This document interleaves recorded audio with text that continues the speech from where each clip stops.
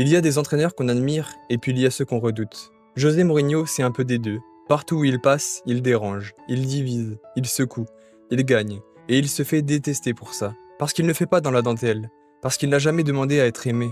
Mais derrière le costume noir, les punchlines et les bras croisés, il y a un homme.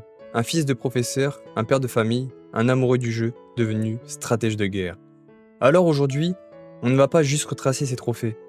On va essayer de comprendre ce qu'il y a sous la carapace, ce que José Mourinho cache quand il parle trop, ce qu'il protège quand il attaque. Ce que tu vas voir ici, ce n'est pas qu'un palmarès, ce n'est pas qu'un entraîneur, ce n'est pas que du football. Mais avant que la vidéo commence, n'hésite pas à t'abonner, à liker et à partager, ça aide à faire avancer la chaîne. Vous êtes prêts? C'est parti. José Mário dos Santos Mourinho Félix, né en 1963 à Setúbal, au Portugal. Son père est gardien de but professionnel, sa mère institutrice. À la maison, on parle éducation, rigueur, discipline. Mais le football, lui, est déjà dans son sang. Mourinho tente une carrière de joueur, modeste et sans éclat. Il joue milieu défensif dans de petits clubs portugais. Mais très vite, il comprend qu'il n'ira pas plus loin, balle au pied. Alors il change de terrain et passe sur le banc. Il étudie, analyse, observe. Il parle plusieurs langues, il s'intéresse à la psychologie, à la gestion humaine. Et il devient assistant. Pas entraîneur, pas encore. Mais déjà, un cerveau à part.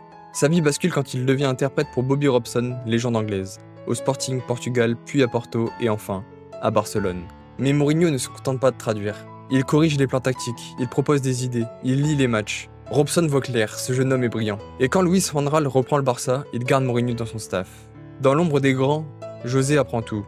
Comment diriger un groupe, comment préparer une guerre, comment gagner. Mais il sait qu'un jour, il devra partir. Pas pour suivre, mais pour diriger. En 2002, il devient entraîneur du FC Porto. Et là, tout explose. En 2 saisons, il remporte la Liga portugaise et surtout la Ligue des Champions 2004. Avec une équipe sans stars, sans moyens, sans reconnaissance. Mais avec un plan, une mentalité, une hargne. Après la finale, il dit cette phrase restée célèbre. I'm sorry, I'm a bit arrogant. We have a top manager. Again, please don't call me arrogant because what I'm saying is true. I'm European champion, so I'm not one of the bottle. I think I'm a special one. Mais derrière l'arrogance, il y a une vérité. Mourinho gagne, et les grands clubs commencent à l'appeler. Il arrive à Chelsea en 2004, au relais de son triomphe européen. Roman Abramovich lui donne les clés, et Mourinho transforme le club. Il impose une mentalité ferme, solide, impossible à bouger. Il gagne la première ligue dès la première saison, puis la suivante, puis des coupes. Et surtout, il change le visage de Chelsea. Il le rend redouté. Mais il se fâche vite avec les dirigeants, avec les journalistes. Mourinho ne cherche pas à composer, il veut contrôler. Et en 2007, après des tensions internes, il quitte le club. Mais pas en échec, en légende. Direction Milan, l'Inter, alors en quête d'Europe, le recrute. Et en 2 saisons, il réécrit l'histoire. En 2010, il réalise un triplé historique. Serie A, Coupe d'Italie, Ligue des Champions. Un chef-d'œuvre tactique, un vestiaire soudé, un entraîneur en état de grâce. En demi-finale contre le Barça, il réalise un hold-up légendaire. À 10 contre 11, il défend, il résiste et il triomphe. Il pleure sur le terrain après la finale, pas pour la gloire, mais parce qu'il sait qu'il doit partir. Il rejoint le Real Madrid et entre dans une tempête. Au Real, Mourinho débarque dans un club fracturé. Il affronte le Barça de Guardiola, le plus grand Barça de l'histoire. Et il les fait douter, il les fait tomber.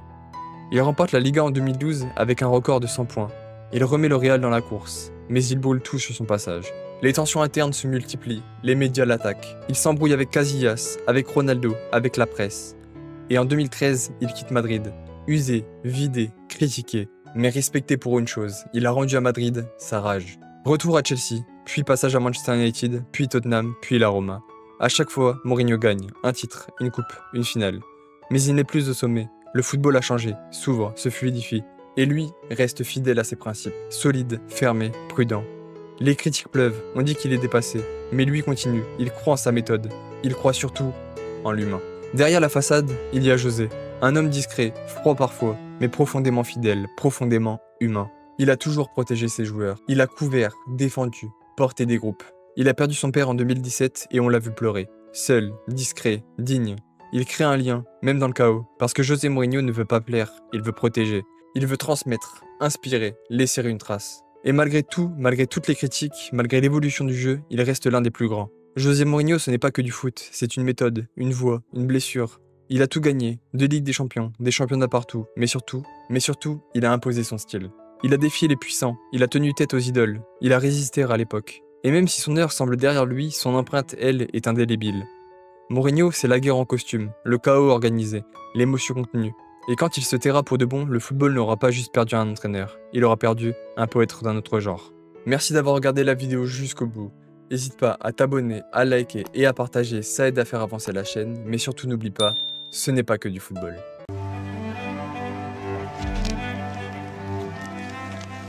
I am Jose Mourinho.